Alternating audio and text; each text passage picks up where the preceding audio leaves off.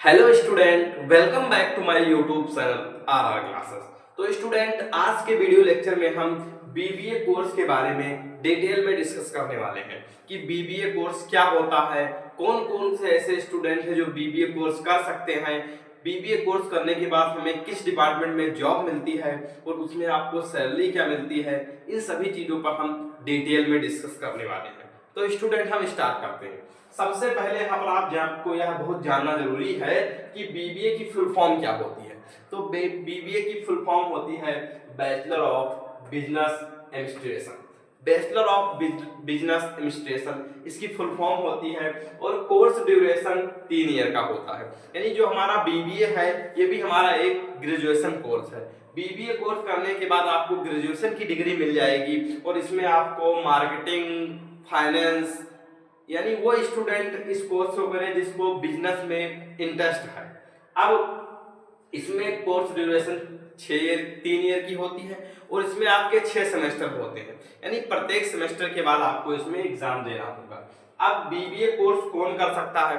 अब एक प्रश्न ये उठता है स्टूडेंट के मन में कि हाँ सर, इसके लिए एलिजिबिलिटी क्राइटेरिया क्या है, यानी कौन से ऐसे स्टूडेंट हैं जो इस कोर्स को कर सकते हैं। हमने कोर्स ड्यूरेशन बता दी कि 3 ईयर का कोर्स है। अब इसकी एलिजिबिलिटी क्राइटेरिया है कि 12th पास, यानी वह सारे स्टूडेंट जो 12th पास हैं और मिनिमम 45%, ऑलरेडी सभी स्टूडेंट के मिनिमम 45% तो होते ही हैं एनी स्ट्रीम, यानी चाहे वो मैथमेटिक्स के स्ट्रीम से रहा हो, कॉमर्स, आर्ट, एग्रीकल्चर, चाहे जिस स्ट्रीम से रहा हो, उन्होंने 12th पास कर रखी हो, मिनिमम मार्क्स 55% हो, तो वो हमारा स्टूडेंट बीबीए कर सकता है। ये हो रही एलिजिबिलिटी क्राइटेरिया। अब नेक्स्ट बात आती है कि एडमिशन प्रोसेस क्या है।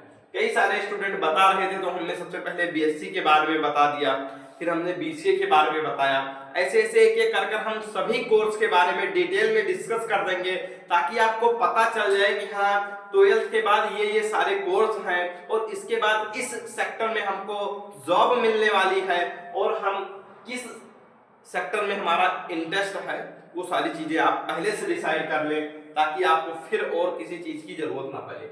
अब एडमिशन प्रोसेस क्या है, तो इसमें सबसे पहले आपको एंट्रेंस एग्जाम या डायरेक्ट, यानी कई सारे ऐसे कॉलेजेस हैं जो कि एंट्रेंस एग्जाम करवाते हैं, वो इसके लिए अपने एंट्रेंस एग्जाम करवाते हैं। उसके बाद फिर आपको उसमें एडमिशन मिलेगा। और कई सारे ऐसे कॉलेजेस हैं जो डायरेक्ट करवाते हैं एग्जाम। मोस्टली जो अच्छे कॉलेजेस हैं वो सारे एंट्रेंस बेस्ड एग्जाम कराते हैं। इसके लिए आपको ऑनलाइन अप्लाई करना होगा और एंट्रेंस एग्जाम देना होगा, देन आप फिर इसमें एडमिशन कर पाएंगे। ठीक है, तो आप प्रयास करिए कि अपनी तैयारी को बहुत अच्छे से रखें ताकि उसमें लगभग 12th से रिलेटेड क्वेश्चन पूछे जाते हैं। आप अपनी स्ट्रीम डाल देंगे तो 12th से रिलेटेड क्वेश्चन पूछे जाएंगे। अच्छे से आप तैयारी करिए। अगर आप एंट्रेंस एग्जाम बहुत अच्छे से देते हैं तो डेफिनेटली आप बहुत अच्छे कॉलेज में आपको एडमिशन करने का मौका मिलेगा और जितनी अच्छे कॉलेज होंगे उतनी आपको अच्छे से नॉलेज वो प्रोवाइड करेंगे। अब बात करते हैं कि फीस कितनी होती है।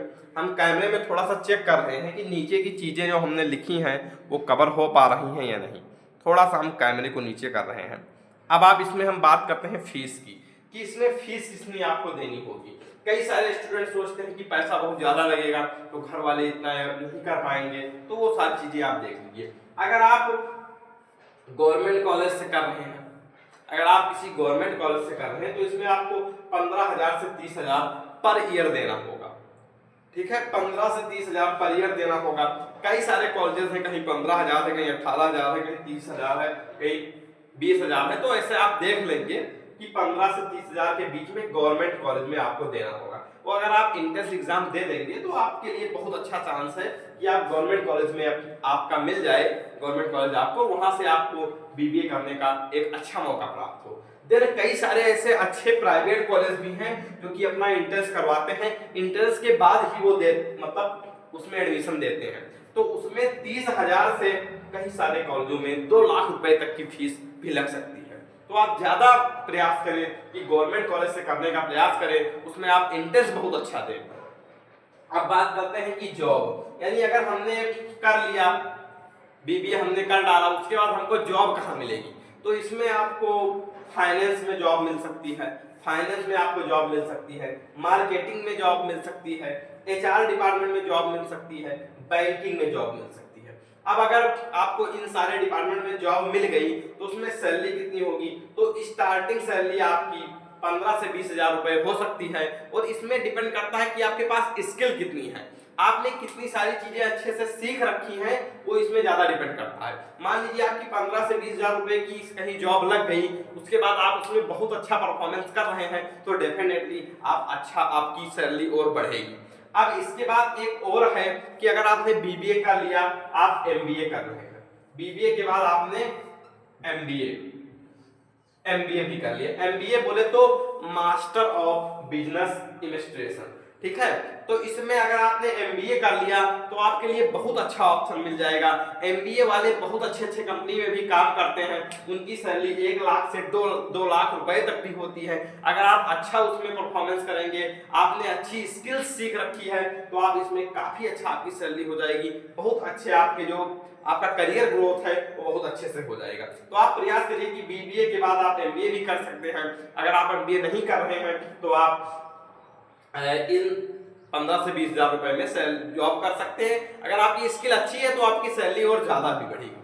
अब कई सारे स्टूडेंट बोल रहे थे कि बीबीए करने के बाद सर हम क्या यूपीएससी की तैयारी कर सकते हैं, तो हमने पहले ही बता दिया कि सर ये हमारा एक ग्रेजुएशन कोर्स है, इसके बाद आपको ग्रेजुएशन की डिग्री मिल जाएगी, उसके बाद फिर आप यूपीएससी की तैयारी भी कर सकते हैं, लेखपाल की तैयारी कर सकते हैं, किसी भी सेक्टर में जहां पर ग्रेजुएशन मांग रहा है आप यूपीएसआई की तैयारी भी कर सकते हैं। यानी ग्रेजुएशन की डिग्री आप मिल जाएगी तो आप किसी भी डिपार्टमेंट में उसके बाद जा सकते हैं। तो आई होप कि आपको बीबीए के बारे में अच्छे से पता चल गया होगा कि ये कोर्स ड्यूरेशन क्या है इसकी, इसमें एडमिशन प्रोसेस क्या है, उसके बाद आपको फीस कितनी देनी पड़ेगी और जॉब आपकी किस डिपार्टमेंट में लगेगी। आई होप कि आपको यह चीजें अच्छे से क्लियर हो गई होंगी। मिलते हैं नेक्स्ट वीडियो में नेक्स्ट टॉपिक के साथ, तब तक के लिए बाय बाय, जय हिंद।